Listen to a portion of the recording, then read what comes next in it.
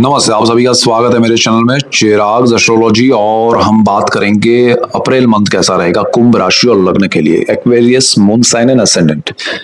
देखिए, आपके लिए समय जो है वो बहुत इंपॉर्टेंट है, बिकॉज आपकी कुंडली में अगर अप्रैल मंथ के ग्रह देखें तो ये मंथ एंड का चार्ट है जहां पर पूरे ग्रह घूम फिर के जहां सेटल हुए हैं और पूरे ड्यूरिंग द मंथ आपको क्या इफेक्ट करेंगे हम उसकी बात करने वाले हैं। तो पहले ग्रहों की स्थिति समझते हैं। बहुत सारे लोगों को लगता है कि अरे भाई ये क्यों समझा रहे हो, सीधा पॉइंट पे आ जाओ यार, बात करो कि ये होगा।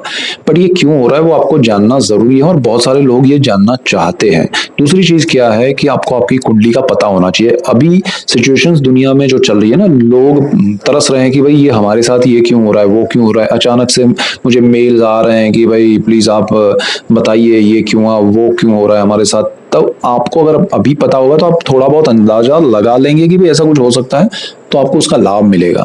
तो प्यास लगे और कुआं खोदे वो वाली बात नहीं होनी चाहिए। तो यहाँ पर हम बात कर रहे हैं, देखिए आपका फर्स्ट हाउस में राहु था और वो चल रहा है। मंगल उनके पास से निकल जाएंगे 2 अप्रैल को और वो चले जाएंगे शनि और सूर्य के पास। 12 नंबर जहां लिखा है सेकेंड हाउस है आपकी कुंडली का, तो शनि सूर्य और मंगल का कॉम्बिनेशन बनेगा। मिड ऑफ मंथ में 14 अप्रैल तक ये कॉम्बिनेशन 3 ग्रहों का रहेगा। फिर सूर्य निकल जाएंगे, शनि मंगल कॉम्बिनेशन वहां थ्रू आउट द मंथ रहेगा।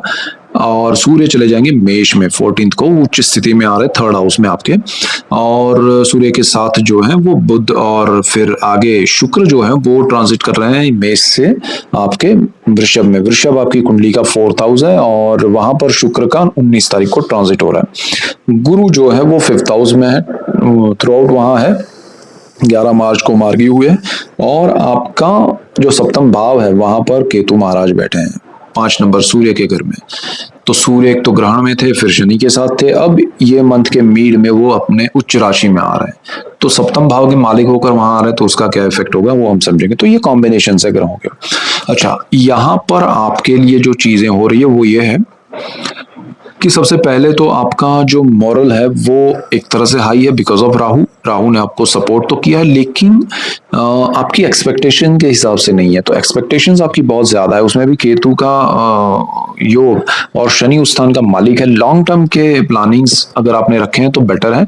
शॉर्ट टर्म में आपको थोड़ा बहुत बेनिफिट हुआ है, लेकिन जो आपके एक्सपेक्टेशन से नहीं है तो वो लाभ आपको कहीं कहीं दुखी भी कर रहा है कि अरे इतना कुछ हो जाता तो अच्छा था, बड़ा कुछ मिल जाता तो अच्छा था, ये ठीक है मिला ये तो वो रहेगा। लेकिन अल्टीमेटली यू आर इन लाभ वाली सिचुएशन, मतलब आप को कोई दुखी होने की जरूरत नहीं है। दूसरी चीज क्या है कि राहु लालच देता है, जब थोड़ा मिलता है तो और ज्यादा वाली जो स्थिति है ना वो राहु देता है। तो राहु आपको टेस्ट भी कर रहा है, तो you have to be clear कि भाई मुझे उसमें नहीं पड़ना है। दूसरी चीज एनालाइज करना, राहु आपको एनालाइज कर रहा है थ्रू आउट द ईयर काफी समय से, और ये चलने वाला ये साल पूरा दिसंबर तक राहु केतु उसी स्थान पे रहेंगे जहां है। तो राहु आपके फर्स्ट हाउस में है, तो वो वहीं पर रह के आपको बहुत सारी चीजें कि अरे आपने ये किया होता तो अच्छा था, लाइफ में वो किया होता, तो वो सब में मत पड़िएगा। जो किया है जितना हुआ है वो ठीक है। आगे क्या हो सकता है उसकी बात, तो अगर वो राहु कर रहा है तो आपको उसके लिए प्लान करना है। आपको लग रहा है कि हाँ ये करने से मुझे लाभ हो सकता है तो वो कीजिए, पास्ट को छोड़ दीजिए। क्योंकि ये फर्स्ट हाउस जो है थॉट्स है, माइंड है, आपके थॉट प्रोसेस पे इफेक्ट कर रहा है राहु। यहां से आगे बढ़ते हैं तो सेकेंड हाउस जो है वो शनि मंगल का है। शनि मंगल और सूर्य का कॉम्बिनेशन हो रहा है और ये परिवार का है, पूरे परिवार का है। आपके जो धन संचय उसका है, सेविंग्स और आपकी वाणी का है, बहुत प्रभावित करेगा। परिवार से आपको दूर जाना पड़े, परिवार से सेपरेशन के योग बन रहे, परिवार से आपको डिस्टर्बेंस या डिस्टेंस क्रिएट हो, एक दूरी हो सकती है। अब वो डिपेंड करेगा पर्सनल चार्ट और ग्रह दशा पे कि भाई ये कितना स्ट्रांग ज्यादा हो रहा है या कम हो रहा है और किस वे में हो रहा है, मतलब अच्छे से आप अलग हो रहे हैं या फिर एक लड़ाई झगड़ा होके हो रहा है, सडन हो रहा है, क्या हो रहा है, वो यहाँ पर मायने रखता है। दूसरी चीज क्या है, वाणी पे कंट्रोल रखिएगा। जितना वाणी संयमित रहेगी उतना आपको लाभ होगा। जिनका बिजनेस वाणी से है तो उनके लिए कुछ फील्ड में बेनिफिट है और कुछ में नहीं है। जैसे आप अगर मेडिसिन में है, फार्मा इंडस्ट्री में है तो आपको लाभ है, लेकिन अगर आप दूसरी इंडस्ट्रीज में है, फूड इंडस्ट्री में, तो वहां बेनिफिट नहीं होगा, आपकी वाणी से ही आपको लॉस होगा। तो वो चीज जरा ध्यान रखिएगा, जो सही नहीं है वो मत बोलिएगा, जो सही है उतना ही वाणी का प्रयोग कीजिएगा। इसके बाद थर्ड हाउस की बात करें तो आपका थर्ड हाउस वहां पर सूर्य मिड ऑफ मंथ से आ जाएगा, उच्च स्थिति में आएगा। साहस, पराक्रम, brother sister, public relation, HR, media, communication का स्थान है। सूर्य आपको बहुत अच्छा स्थान देगा, बहुत अच्छा नाम दे सकता है। आप काफी समय से जो लोग गवर्नमेंट एग्जाम दे रहे हैं और वो इंटरव्यूज के लिए वेट कर रहे हैं, तो वो उनके लिए पॉसिबल बनेगा। जहां आपको कोई ऐसा काफी समय से किसी बड़े प्रोजेक्ट के लिए ट्राई कर रहे थे लेकिन वो हो नहीं रहा था, तो वो अब होगा। तो सूर्य यहाँ पर एक महीना रहेगा, तो 14 अप्रैल से थ्रू आउट द मंथ सूर्य उच्च स्थिति में रहेगा। ये कॉम्बिनेशन बुध के साथ जो बन रहा है वो आपको बहुत सही दिशा दिखाएगा। आपको उसको फॉलो करना चाहिए और लाइफ में कुछ बड़ा करना है तो वो कर सकते हैं यहाँ से, लेकिन जो चल रहा है उसको छोड़ के मत कीजिएगा। यहाँ दूसरे ग्रहों के और दुनिया भर के ग्रहों के कॉम्बिनेशन सही नहीं चल रहा है, इसलिए जो है उसको छोड़ के कुछ मत करना। लेकिन नया कुछ कर सकते हैं, बड़ा कर सकते हैं। आपको हेल्प मिलेगा आपके ब्रदर का, सिस्टर का। आप एचआर में है, कम्युनिकेशन के फील्ड में है, एंटरटेनमेंट इंडस्ट्री में है, बहुत अच्छा है आपके लिए समय। जिंदगी में देखिए आपको कुछ बड़ा बनना है, पाना है, तो वो समय यहाँ शुरू हो रहा है। सूर्य अगर आपको दशा में, नक्षत्र में सपोर्ट कर रहा है तो बहुत अच्छा समय है। इसके बाद हम आगे बढ़े। अच्छा, सूर्य की एक दृष्टि है बिल्कुुल सामने भाग्य भुवन पे, जहां गुरु की भी दृष्टि है, राहु की भी है। अब ये एक सूर्य की नीचे दृष्टि पड़ेगी, शुक्र उसका मालिक है। अब वो बैठा है 19th को आके अपने दूसरे घर में पावरफुल पोजीशन में, लेकिन फिर भी सूर्य की ये नीच दृष्टि भाग्य का सपोर्ट जो है वो कम कर देगी। राहु और गुरु का कॉम्बिनेशन वहां दृष्टि योग कर रहा है, मतलब राहु भी कर रहा है, गुरु भी कर रहा है, तो वो बैलेंस चल रहा था। अब सूर्य नीचे दृष्टि कर रहा है तो बैलेंस कम हो जाएगा, यानी कि 50-50 चल रहा था वो अब 30 और 70 हो जाएगा। लेकिन शुक्र अच्छी स्थिति में आ रहा है तो थोड़ा बहुत लाभ मिलेगा, लेकिन भाग्य का सपोर्ट आप लेके चलेंगे ऐसा सोच के मत चलिए। भाग्य पे डिपेंड मत रहिएगा, यहाँ आपको हार्डवर्क करना पड़ेगा। और क्योंकि आपकी कुंडली का मालिक शनि है, राहु बैठा है फर्स्ट हाउस में, हार्डवर्क से ज्यादा आपको अच्छे रिजल्ट्स नहीं मिलेंगे। शुक्र चतुर्थ भाव में केंद्र योग और बहुत अच्छा योग कर रहा है, मालवीय योग भी बन रहा है आपके लिए ये मंथ में। तो जमीन से, मकान से, वाहन से, माता से लाभ होगा। नया घर खरीद सकते हैं, नया घर मिल सकता है, नई प्रॉपर्टी जमीन मिल सकती है, आपके नाम पे हो सकती है। This is the best time regarding the fourth house. कर्मस्थान पे भी शुक्र की अच्छी दृष्टि है, कार्य क्षेत्र में कंफर्ट जोन क्रिएट होगा। और पंचम भाव में गुरु की बात करें तो पांचवा स्थान है प्रेम का, विद्या का, संतान का, स्टॉक मार्केट का।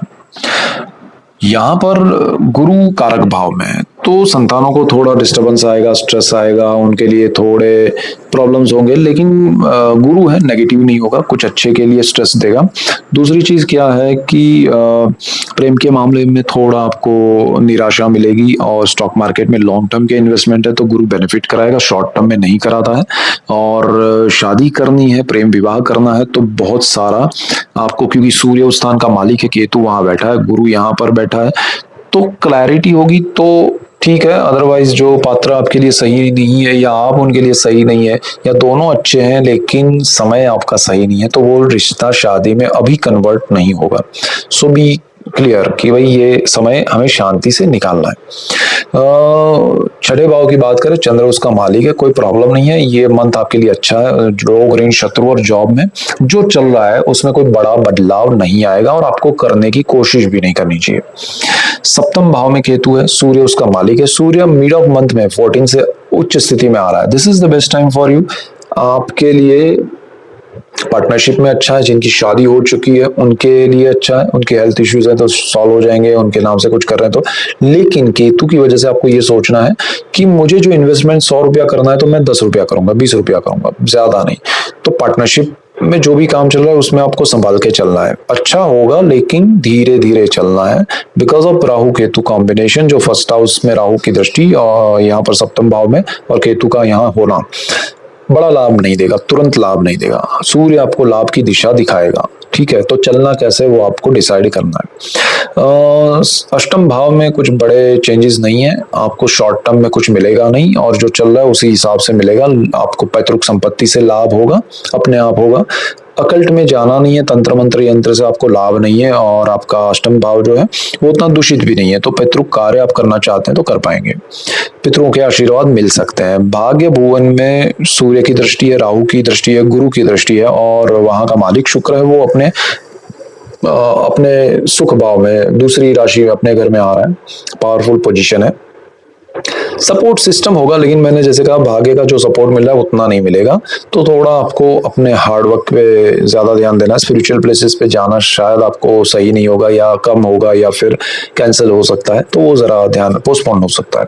तो ध्यान रखना है उसको प्लान करने में। पिता से थोड़ा अनबन हो सकती है, दूरी हो सकती है। और आपका भाग्य से आगे बढ़ते हैं। कर्मस्थान का मालिक मंगल है, जो कि थ्रू आउट द मंथ सूर्य राहु अरे सूर्य और शनि के साथ है, और through out the month Shani के साथ तो है ही है, सूर्य जब ट्रांजिट करेंगे। कार्य क्षेत्र में थोड़ा उतार चढ़ाव आ सकता है, प्रॉब्लम आ सकते हैं, हर्डल्स आ सकते हैं, सीनियर्स के साथ प्रॉब्लम आ सकते हैं। अगर आपने वाणी पे संयम नहीं रखा तो वाणी को कंट्रोल करना पड़ेगा। ऑलमोस्ट 11th मई तक मंगल वहां पर है, ठीक है, सेकेंड हाउस में। तो कम से कम अप्रैल और मिड ऑफ मई तक आपको ये स्थिति से बचते हुए चलना है। फिर मंगल मेष में आएंगे, फिर आपके लिए अच्छा समय। सो ये रेमेडी समझ के चलिएगा। पिता से भी ये अनबन हो सकती है, स्ट्रेस हो सकता है, उनकी हेल्थ को लेके ध्यान रखिएगा। 11th हाउस का मालिक गुरु है, दृष्टि योग बिल्कुल गुरु उसी स्थान पे कर रहा है।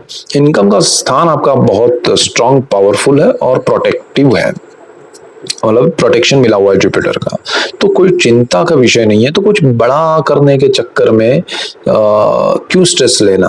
अभी समय भी अच्छा नहीं चल रहा है दुनिया भर का, तो आपके लिए अच्छा समय, इनकम का सोर्स बना हुआ है, और बाकी सब कॉम्बिनेशंस आपकी वाणी और जो मैंने कहा, तो फिर क्यों उसमें उलझना, तो वो जरा ध्यान रख के चलिएगा। 12th हाउस का मालिक शनि है, अगेन शनि सूर्य मंगल का कॉम्बिनेशन उसके साथ है, फिर शनि मंगल है। विदेश का स्थान है, व्यय का, मोक्ष का।